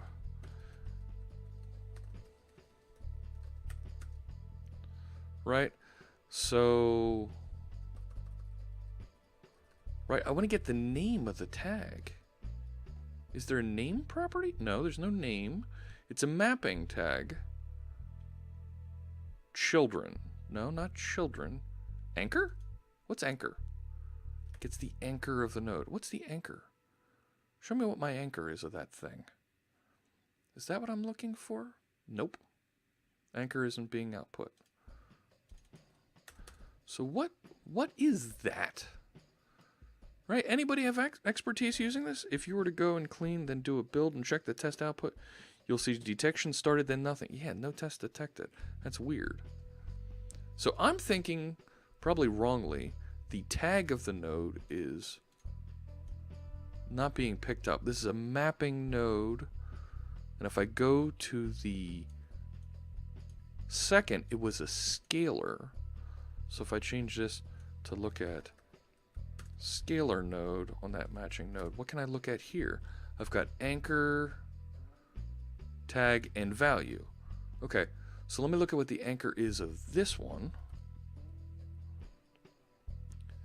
And let's see what this is. This feels bad, man.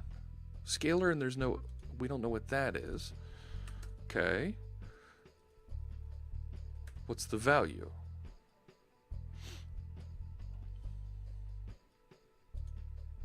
Ah, setting 1. All right, now we're on to something. Okay, so I know... Okay, so I need to find where the node type is scalar, and this is a scalar where the value equals the key, and that'll be my found node, right? Let me write that out as another entry here. Console out, right line, while I ghetto do this. I'm going to use some string interpolation, found node, and I should be able to say found node dot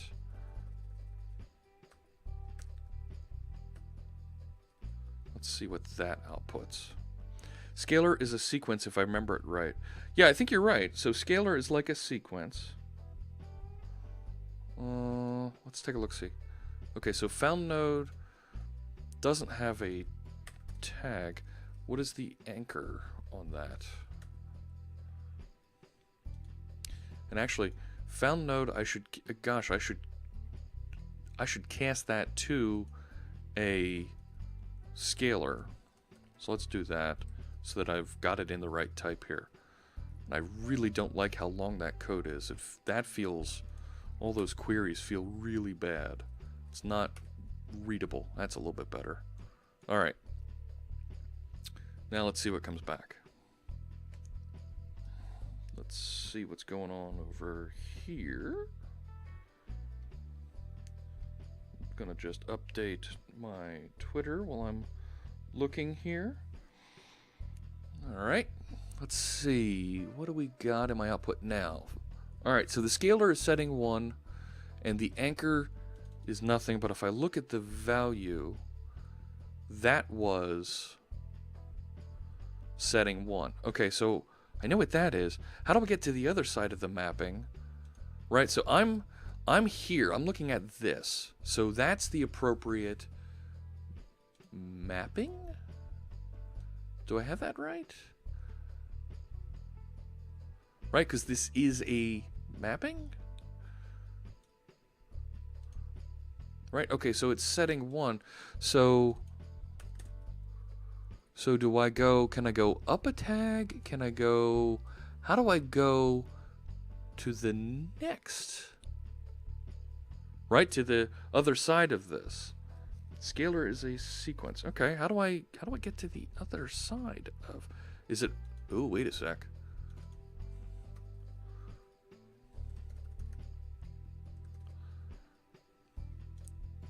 Is it like a child node of this? Is this going to come back and tell, if this comes back and tells me 1, then I know how to get to it, right? Aha! All right, I think we got it. So then found node is going to be all nodes, and then I should be able to say first, and then be able to say,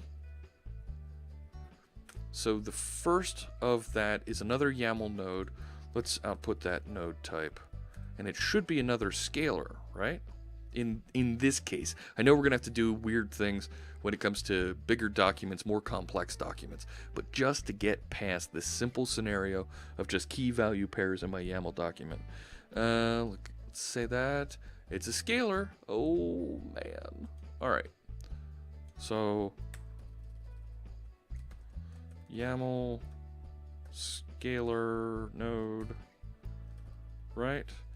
Put another paren around this whole shoot and match and save value. Come on, daddy needs this for a new pair of shoes.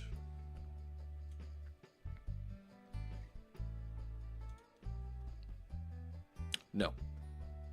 Setting 1. It's the same one. Okay, so the scalar, I got this from YAML doc scalar. Content can be written in block form using a literal style where all line breaks count, or they can be written in the folded style where each line break is folded to a space unless it ends an empty or more indented line. Okay. I'm not sure what that does for me. Sosa did fine. Okay. I'm not sure what that means. So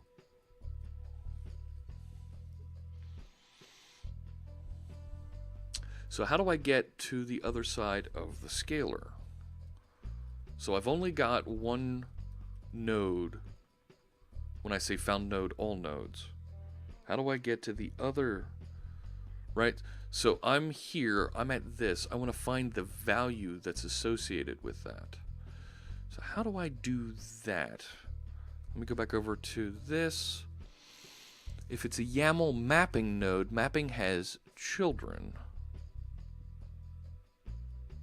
Key value. So maybe I do that? What if I did that? Let me...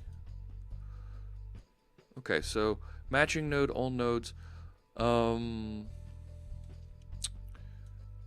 Let's say, okay, so let's do found node, yeah, root node, all nodes, and let's say where the node type is a mapping type. Okay, so I'll get all the mapping nodes. So now the where is a collection of YAML mapping nodes. And now I want to check if I looking at the sample, he's going after each entry in that, and he's able to go key value. So let's do this just to try and make things easier. Cast as YAML mapping nodes. Aha. Now found node is a collection of YAML mapping nodes. Right? Cool. Let's call this mapping nodes. Okay. So now let's say found node equals mapping nodes. First or default, where it's a scalar, and why isn't that happy? Can I convert YAML mapping node to YAML scalar node? No. Right, because n is the mapping node. So that's never going to pass. Let's do this. It was n dot. Check this YAML sample. Maybe your simple YAML have a formatting issue. Check the first line starts with 3 dashes. You might be onto something.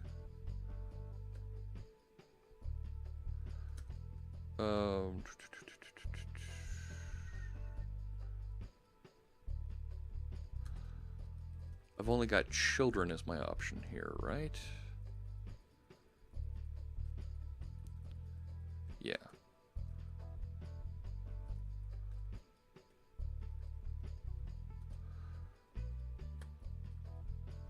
Let's... Suggesting like that? Is that what you're saying, Bruno? YAML.org start HTML. Let's load that up. You're right in his format. YAML.org /start.html. Below is an example. Sequence items are denoted by dash. Once you have a YAML mapping node, then children is a collection of scalar nodes. Aha! Alright. So let's look at this. So I have all the mapping nodes. So I need to say first or default where the children...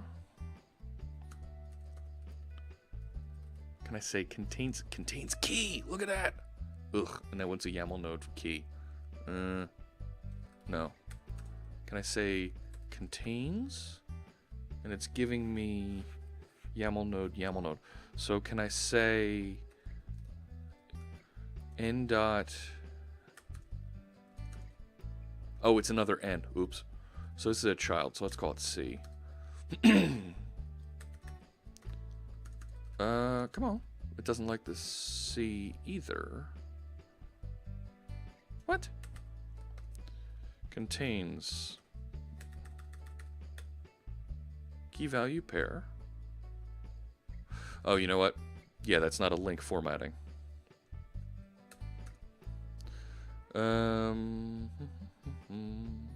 Yeah, I should be able to do that extension method. Yeah.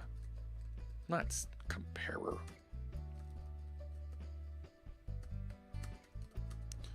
C dot, and it's not giving me tag. Can I do that? Because it is not a delegate type. You stink. Let's say any. Right, now can I say C dot, there we go. Key equals key.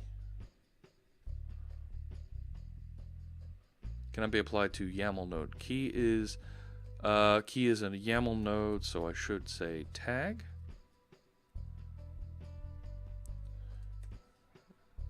I think I need to close. Nope, too many closes.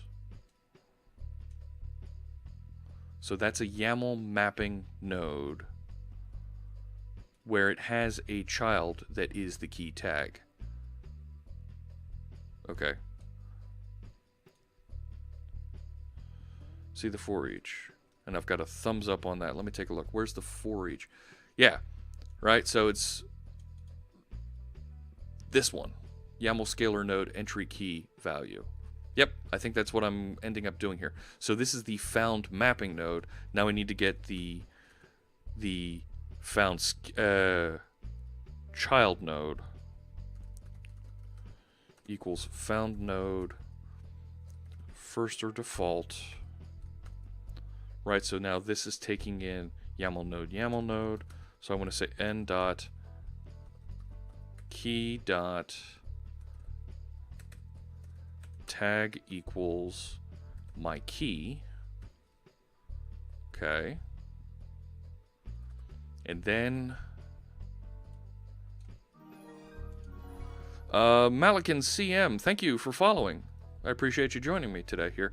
I'm having some fun trying to track down and work with YAML here in .NET, which is a little bit interesting with this library, this YAML.NET library, let me tell you.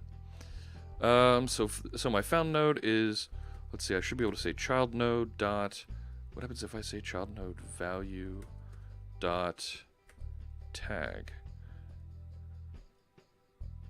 I'm getting some smiles here, like this is going to work. This errored out here.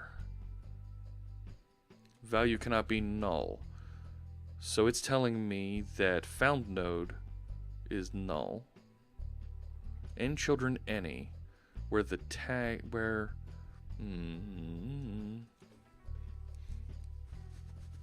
fun with traversing node graphs. You aren't kidding there, Chris. Oh my goodness. All right. Let's steal the sample right from the code here. For each entry in mapping.children. Let's just do that. Let's just steal that and see if we can learn what's going on here. That's a collection of mapping nodes. Do I have multiple mapping nodes or do I have one mapping node with children? That's a good question. How many mapping nodes do I have? Let's figure out that, right?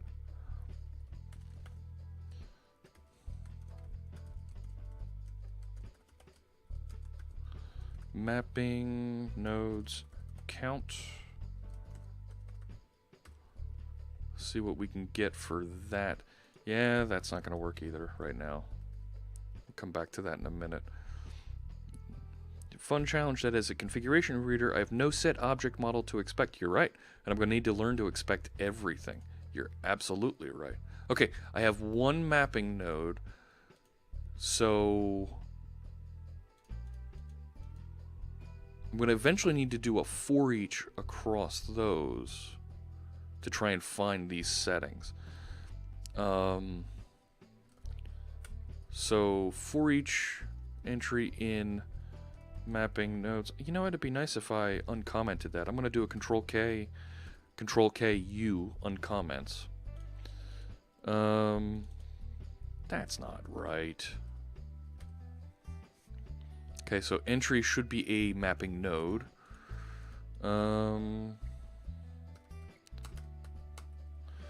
So then I want to do a for each inside of this var, let's call it map node in entry.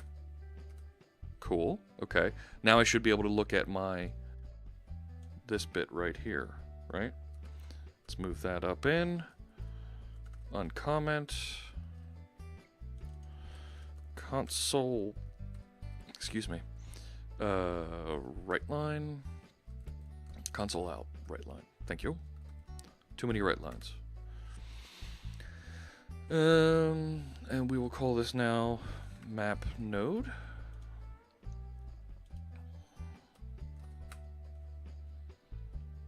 Come on.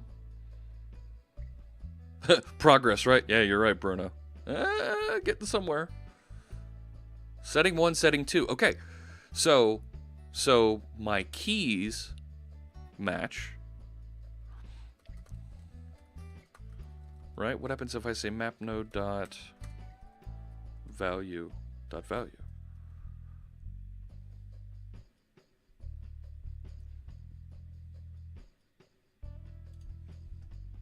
Yes! Okay. So now what I need to do... So I've identified all the mapping nodes. I want to find the mapping node that has a key that matches my key that was passed in and return the value. So let's do this. Let's create a string called called found value equals string.empty so that we initialize that. And can I do this as a link statement? Are you going to be casting for much longer? You know what? I'm not. I need to wrap up here in just a few minutes, but I want to get this one test to work properly. So I'm going to return found value here. So I should have just broken my test, and I should see this work properly now. Right. String empty doesn't work. So now, can I do this? Can I say found value equals entry right? Right, because entry is a mapping node. Entry dot first or default. Right, so here's where I want to test. I want to do this test equals my key. It's not map node now. Now it's going to be, well, no, let's call it map node. You know what? So when I'm done the cast, what I'm going to do every day is I'm going to capture it, save it off to YouTube, and I'll write a quick wrap up on my blog. So if you missed a little bit here at the end, you'll be able to catch the wrap up over on the blog, and that should help clear up a little bit here if there's something you wanted to see. What am I missing here? I did first or default. Value dot. No, right? Because I did a first or default, and that's going to return key value pair. I'm going to grab the value. Ugh, I can't do this way. It's too much. It's too much jumping because I need to grab the value, convert it to a scalar node, and grab that value.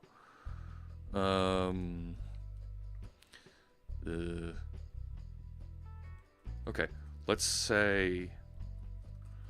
call this var found, let's call it pair. Okay, if found pair does not equal null, yeah, it's not going to like that because it's a key value pair. That's stupid scalars. Let's do this.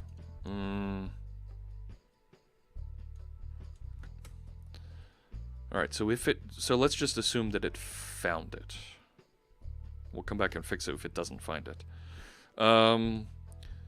So that pair is, right, the key value pair. And we've already tested that the key matches. So I need to grab the value. So I want to say found value equals that, right? So this is entry. Oh no, it is found pair dot value dot value. Huh? Oh my gosh, it worked! Yes! Right? I'm returning my found value. It did the right thing. I don't need this here anymore. I'm gonna leave it there just so that I learn something. I'm going to remove that, save all my code, and I should have passing unit tests. That was a lot harder than it should have been. Dear Lord. What did we learn? We learned how to read and swap out that one value when we need to go and find a specific value from inside my YAML file. I learned that YAML files need to start with triple hyphens. Wow. Okay. Before I go any further, I'm going to open a command prompt because that's what all elite source code wizards use, right? I am going to go to my Fritz configuration builders. I am going to look at the status of my project here. I've got a bunch of new file updates. I'm going to cheat and just do a git add. Cool. Git commit and tested and wrote first simple YAML strict load scenario. Git push. and that's going to push to my repository up here. And I should see if I go over to this branch.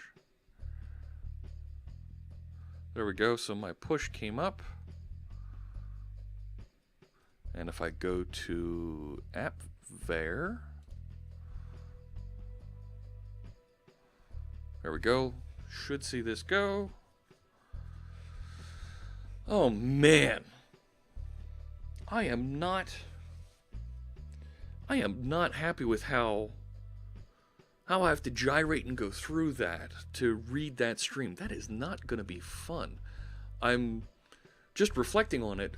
I feel like that's going to be really difficult and tricky to build that project and maintain a good configuration builder for as I look forward and consider more complex scenarios.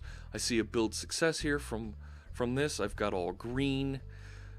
So I've saved my configuration properly here, and I've got a good build status being reported on this. I should try Commander. Ah, yeah, you're right. There's other shells out there that I can take a look at. I want to stick with some of the simple ones that come with Windows for right now. I think you have Angelo. I think you have a good idea there that I should check out some of the other shells. Folks encourage me to use PowerShell all the time. Maybe I'll do that in a future stream. I'll take a look at some of those. Way more friendly than plain command. You're right. And I actually have some plugins in PowerShell to help me with Git management. But I think I want to wrap up for there today because, damn, that was a pain in the neck going through and trying to get just stuff with unit test, live testing working. I'm going to drop an email to some of my friends on the live unit testing team and figure out what's going over there. Oh, look at that. Check Digits uses Windows subsystem for Linux. That's what I think you're referring to by WSL, if I get your 3-letter acronym right. But I'm going to talk to some folks in live unit testing, see what I'm doing wrong there. Maybe I can have them join me and take a look at what I'm doing wrong, why my debug isn't working here. But I've got a commit working. If you're interested in checking out the ini configuration builder and use that one, if you take a look at the master branch here, I do have a NuGet pre-release version of that, so you can use ini files with .NET configuration. You can go use that.